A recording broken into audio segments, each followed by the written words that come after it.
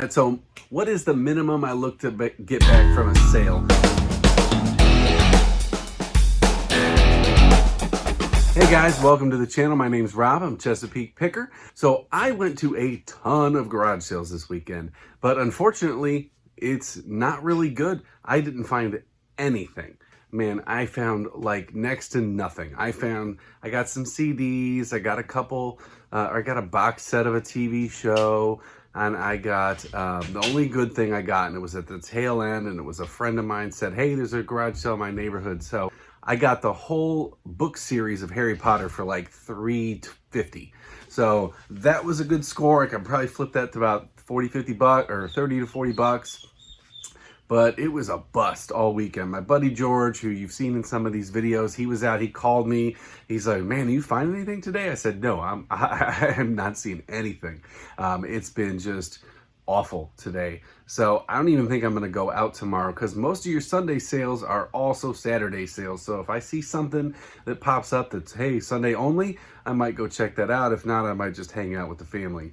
So this video here is going to go through, I had a question from a viewer that they wanted to see me pack up a VCR that I had sold. I did not have that VCR sold, but I did sell a CD player shortly after that. So I'm going to show you guys how to safely pack and ship a CD player, which is going to be basically identical to a VCR. And I'm going to go through some questions. So let's go ahead and check that out.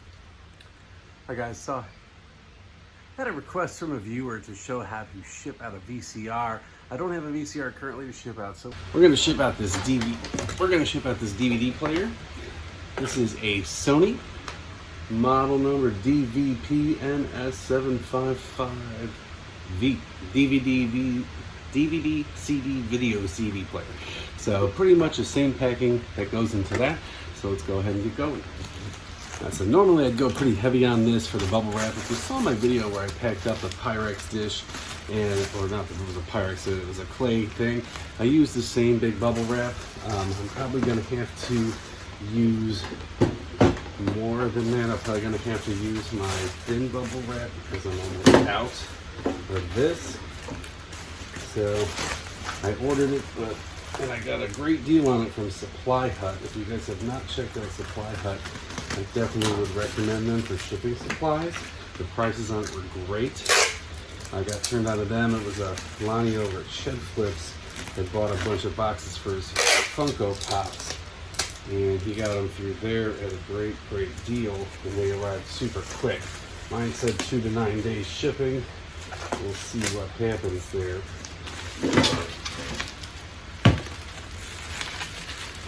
But for right now, I am waiting. So I'm hoping, not that I'd ever say I hope stuff doesn't sell, but I'm hoping a lot of this electronic stuff doesn't sell until I get my new bubble wrap in.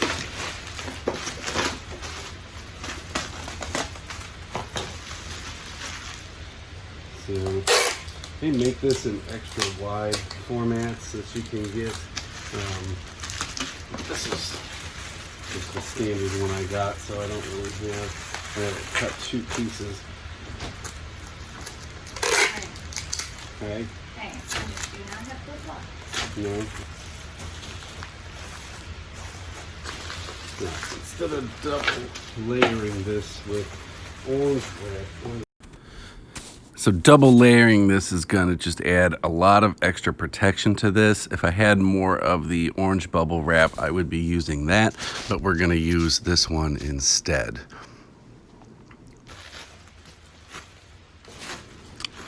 And then just for good measure here, because this is a lot thinner, I'm gonna put another layer over top of this. I don't want anything to get bumped around or knocked in place.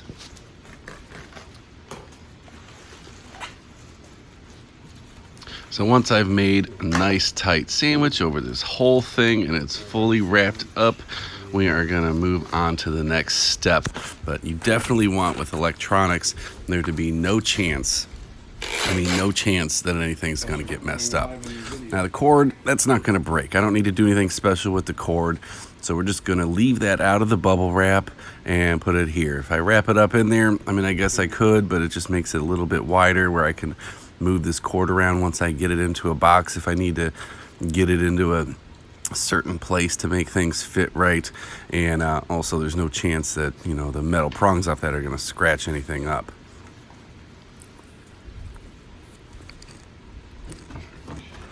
All right, so this is a large flat rate ship box. You know, I've only used one of these once to actually ship out as a large flat rate box. So I'm just going to take this thing, stuff it in here, and then I'm going to put this in another box.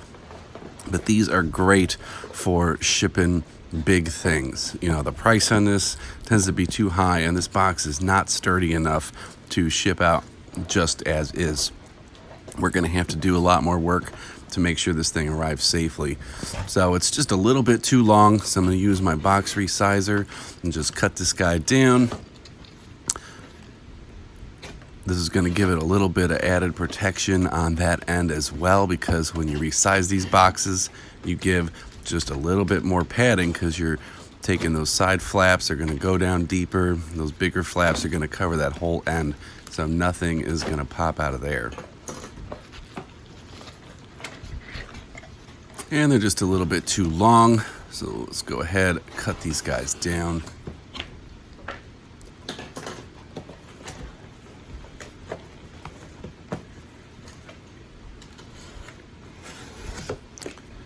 And there we go. Without using any extra materials, I got extra protection on that side. I'm just going to tape that up.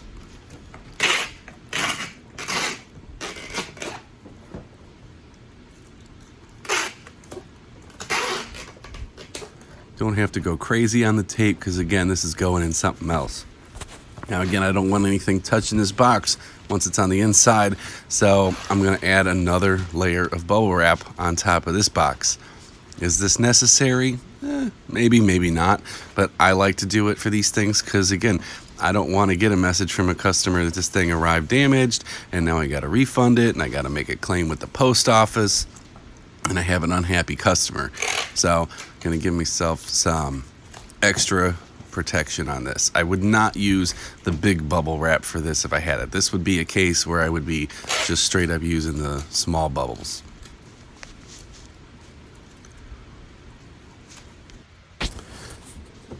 All right, so now I'm going to repurpose this box that I got here from Sam's Club. I put some foam down on the bottom, some styrofoam, and then I did find some extra large bubble that I had that came in with another package I'm going to lay on top of that. Now I want to make sure that nothing touches the sides or corners of this box at all.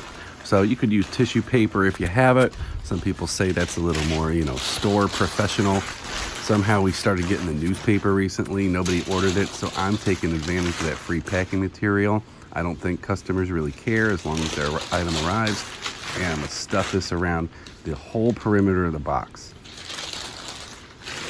So I want this box in a box to not move and to have no chance of it being kicked around or dropped or anything like that and having something drop it. So I got my styrofoam on the bottom. I got my bubbles on the top. You know, it does add a little bit of extra weight. So when you're setting up your shipping, you know, I like to add for something like this, probably about 3 pounds on top of whatever the item itself weighs. But, you know, you need to do that math for yourself, because it is on a case-by-case basis on how much packing material it is. But if you just weigh out the VCR itself and then add a few ounces, you're going to find yourself overpaying on shipping big time. All right, so now we got this thing packed. It is secure. It is not going anywhere. And I'm gonna go ahead and resize this box too. And then so that's gonna give me another layer of protection when I fold these big flaps down. If you don't have a box resizer, you know, you can do this just the same with a regular box cutter. You're just basically making light cuts on it, but I really like the box cutter for that. It's helped me out quite a bit. Big thanks to Lonnie at Shed Flips for hooking me up with that.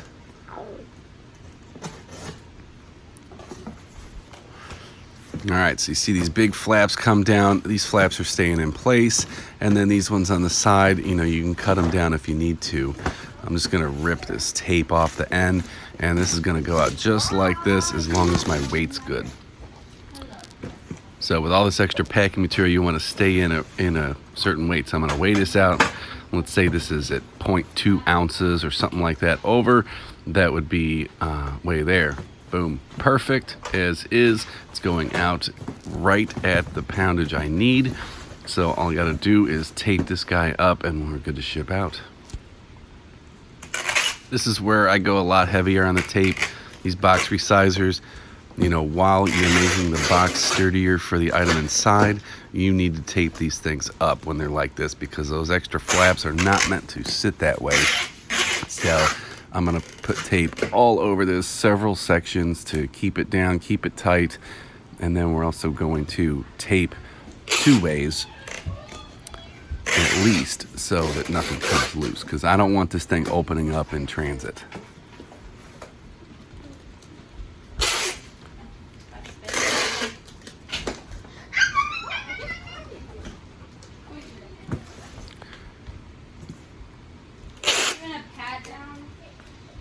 Sorry about all the feet in the background. I got kids everywhere, but that's the story of my life. When I got 4, I always got somebody running around.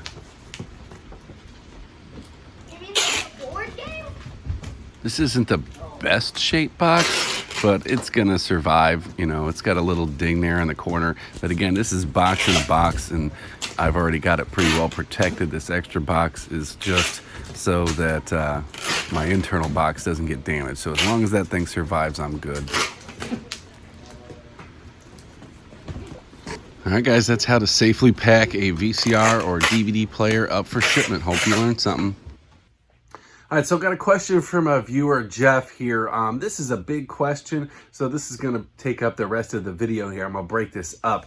Question reads, some great sales there, Rob. I'm curious on how many items you have on average for sale and how many sales on day you have, average you have. Also, what's your minimum that you look to get back from a sale? I know that is a general question, and which would have many answers, but let's say on an average you purchased an item for $15 and it was pretty easy to ship. Thank you.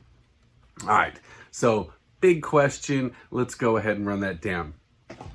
So on average, when you see my what sold videos, I'm going through anywhere from usually about 1 to 2 days on what's sold. When I first started this channel out, it was about 3 days. And you know, I was moving out about a couple things a day, and not much use in making a what sold video on just like, you know, 3 things. The what sold videos that I've had that have come out over the last few weeks are usually about 1 day. On average, and you know, it varies on how much I've sourced, how much I've listed, stuff like that. But on average, I'm putting out at least 3 packages a day. But most of the time it's anywhere between 5 and 10. Sometimes that's big money, sometimes that's small money. I put out like 8 packages the other day for a total of $37, and then sometimes I put out 4 packages for a total of $300. My best weekend so far has been just over $900, which I believe I covered in a video. On average through the weekends, I'm pulling in about $400 or $500. So, but then I also had last Thursday, I made almost $500. So it really just depends. And you know, you just never know. It's inconsistent. I wouldn't say that there's a specific day or week or whatever where you're just pulling in buku bucks. But yeah, I mean, if I started breaking up the videos to daily because it just got to be too much. I mean, I've got a new YouTube channel here. I don't have a super big following yet. Nobody's going to watch somebody that they don't know talk about what they sold for 25 minutes until, you know, I build up a following. You guys get to know me. I mean, some people tune into Commonwealth Picker or John Cincinnati Picker or Lonnie. I mean, if you've watched Shed Flips, you saw Lonnie flipping hundreds of Funko Pops. So his what solds were Funko Pop, Funko Pop, Funko Pop, Funko Pop. But hey, you like Lonnie, you followed him, you have followed the channel, so you like to see him and you like to interact with him. So I decided I don't want to have 3 days worth of stuff to show you guys, so it's typically about a day.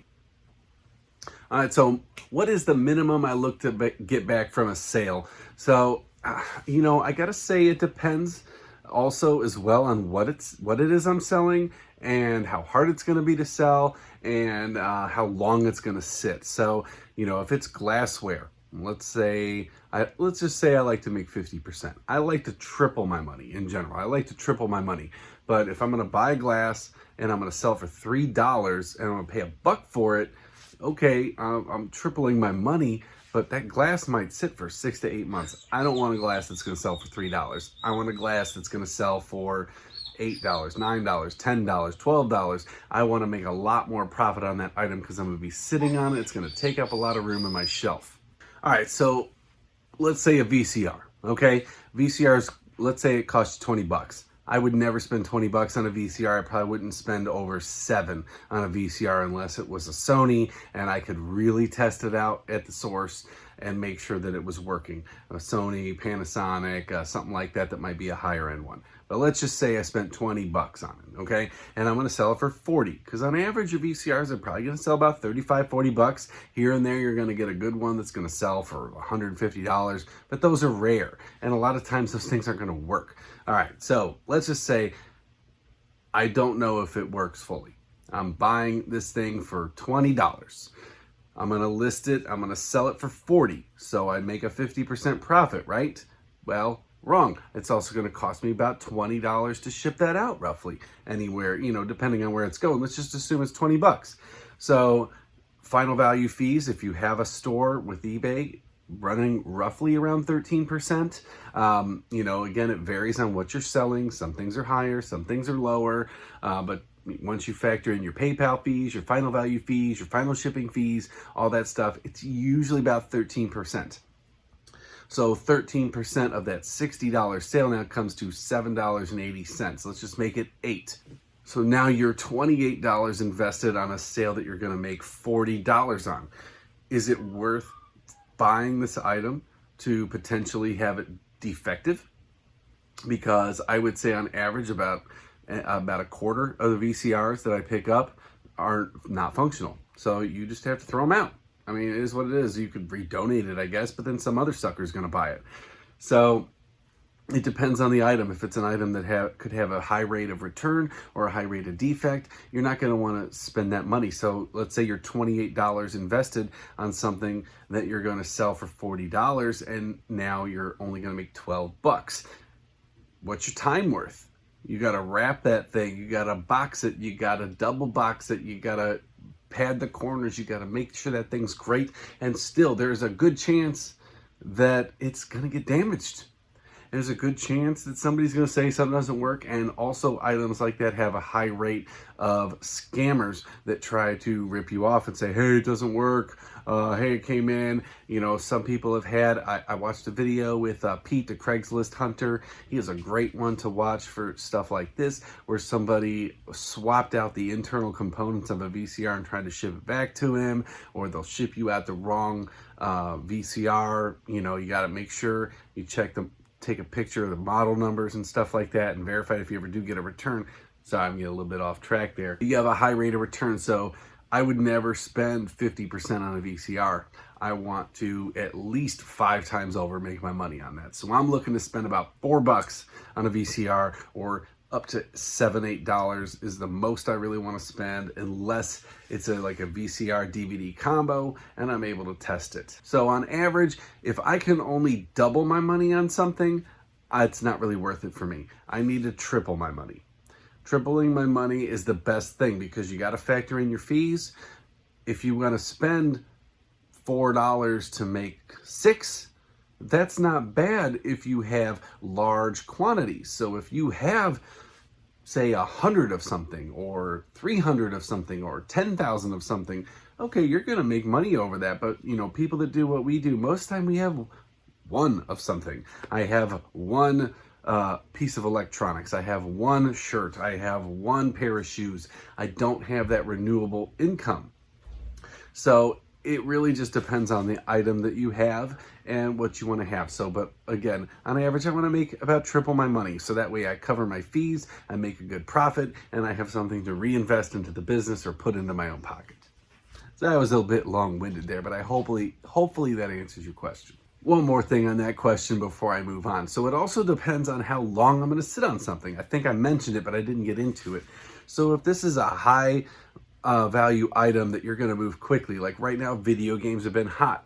In my opinion, right now, the video game market is starting to dry up a little bit, where I'm not moving stuff like it was. I had a bunch of guitars for Guitar Hero, and I swear I was selling these things as fast as I could list them. I had like 5 guitars that I had picked up between my buddy Chris that I'm selling them for, and also for ones that I had picked up on my own. I listed one, I sold it before I finished listing the second one. I listed the second one, I sold it before I finished listing the third one. Now I have several guitars that are up, not several, maybe like 3 that are up in my store currently that have just been sitting there. I had another one that I sold. You're gonna see that in a what sold video coming up, and I had to drop the price on it twice before it moved because the prices are just starting to come down. So this guitar sold for 75, and then it sold for 65, and then it sold for 55, and then it sold for 38, and so it really just depends. So if I'm going to spend upward on that money, I want to make sure that that is going to be a quick mover, because I'll spend, if I got to spend 20 to make 40, and I know that item's going to sell in a couple days or a week, I'm more likely to pick that up because I'm not going to sit on it. I'm not going to have to drop the price on it. And then the last part of that, I guess, is easy shippers. I know I touched on that a little bit in the past, but if I'm going to buy something that is going to be time consuming to ship, I also want to make a good profit on it. So if I'm buying something for $6 and I'm selling it for $50, or if I'm buying something for $25 and I'm selling it for $200, I don't mind investing the time on that $25 to $200 because I made my money back quite a bit. If you can make your money 8 times over, you're going to pack the hell out of that thing. So that's cool. If I'm selling a glass that I spent $3 on and I'm only going to sell it for $6, and it's going to take me a ton of time to pack it up, and there's a good chance it's going to break on shipment, I'm not willing to invest that. So it really just comes down to a case-by-case basis, what you're selling and stuff like that. So hopefully that answers your question. Guys, so please, if you have any questions, comments, things that you need clarified, please drop them down in the comment. I will answer every single question. If I don't answer it in the comment section, I will answer it in a video or both. And I hope that I can help anybody out there that's a new reseller that's trying to learn the ropes. Please remember, always hit that like button, hit the subscribe button, and turn that bell on for notifications so you see when I post a new video and see all my content. Again, it's really helpful, helps this channel continue to grow, and I will see you guys in